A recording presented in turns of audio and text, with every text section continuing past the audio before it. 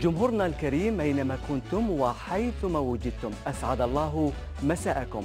أنتم تلاميذ السنة الرابعة متوسط مترشحو شهادة التعليم المتوسط. كونوا معنا في مفاتيح النجاح، نكون معكم لتقديم دروس وتمارين في مختلف المواد. متابعة شيقة.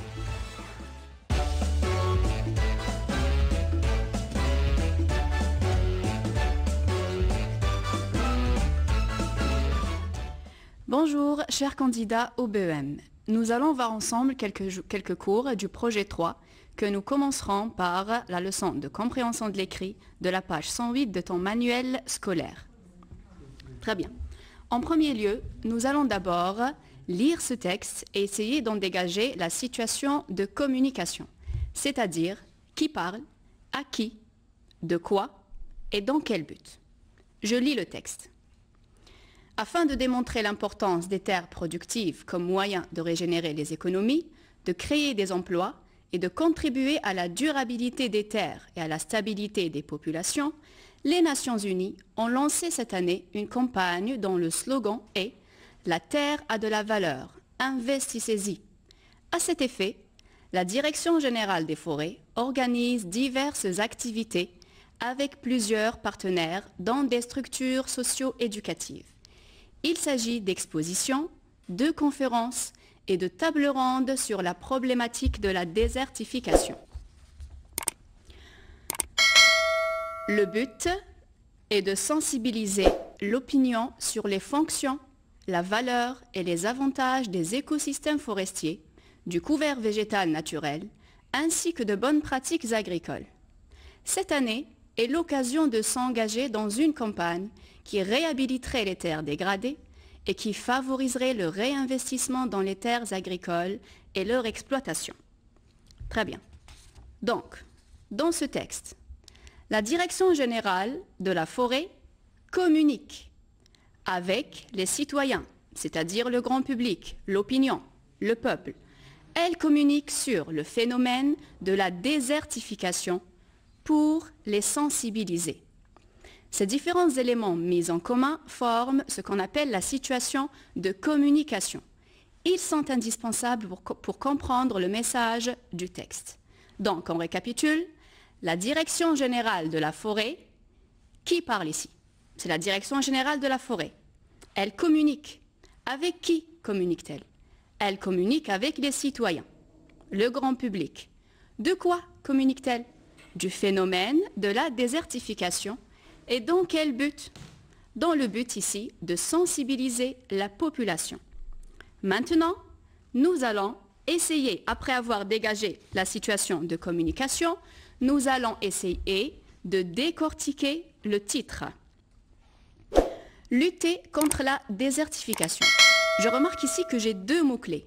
Lutter et désertification.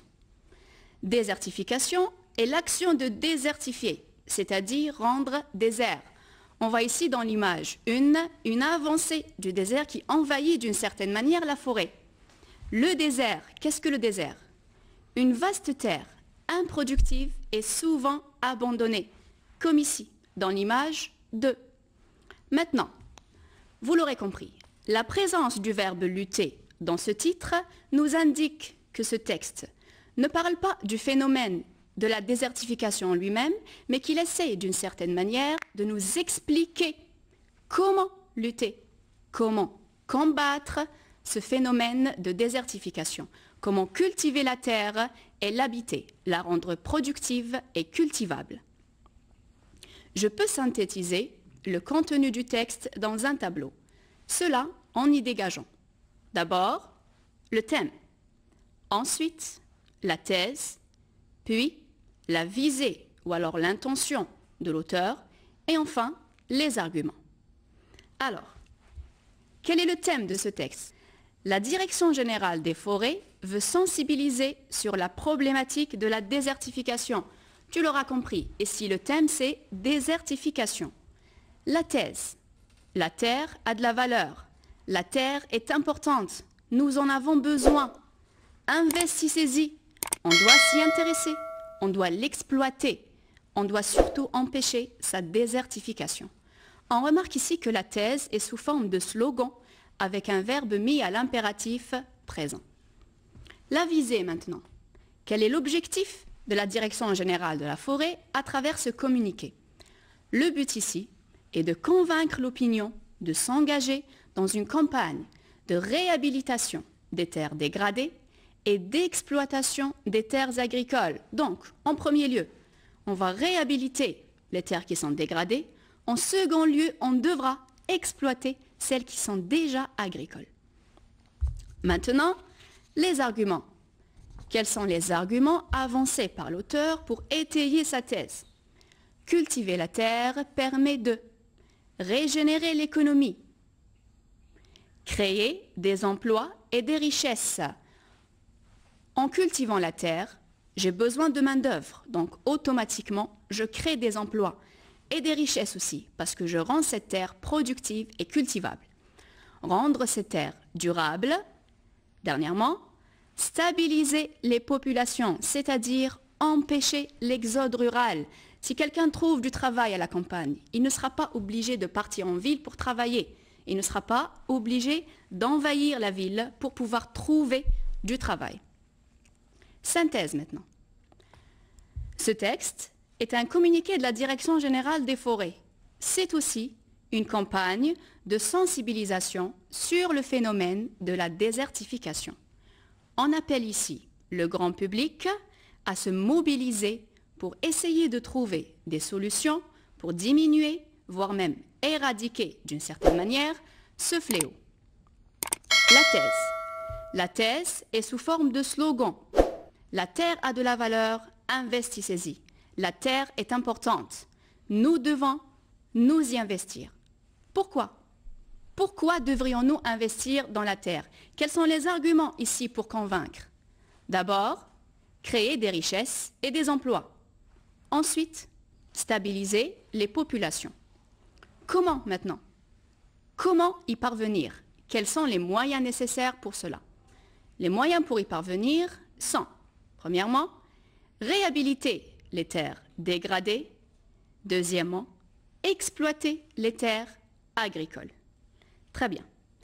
Nous avons ici synthétisé les différentes parties de ce texte. À ton tour maintenant de t'exercer.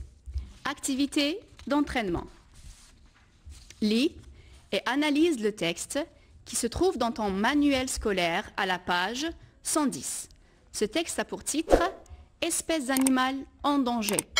Tu devras d'abord relever les éléments de la situation de communication, c'est-à-dire qui parle, à qui, de quoi et dans quel but. Deuxièmement, indiquer les éléments d'information importants sous forme de tableau, comme nous l'avons fait. Donc, on indique le thème, la thèse, la visée ou bien l'intention de l'auteur et les arguments. Enfin, tu devras, à ton tour, écrire en quelques phrases une synthèse du texte. Tu te baseras sur l'exemple de la synthèse que nous venons de voir. Très bien. À travers cette séance, tu connais maintenant la structure du texte explicatif à visée argumentative. Tu pourras t'y appuyer dans tes productions pour y défendre une thèse précise. Cette séance prend fin. J'espère qu'elle t'a été bénéfique. À bientôt dans une prochaine séance pour d'éventuels cours qui te permettront de te préparer pour ton BEM. Au revoir.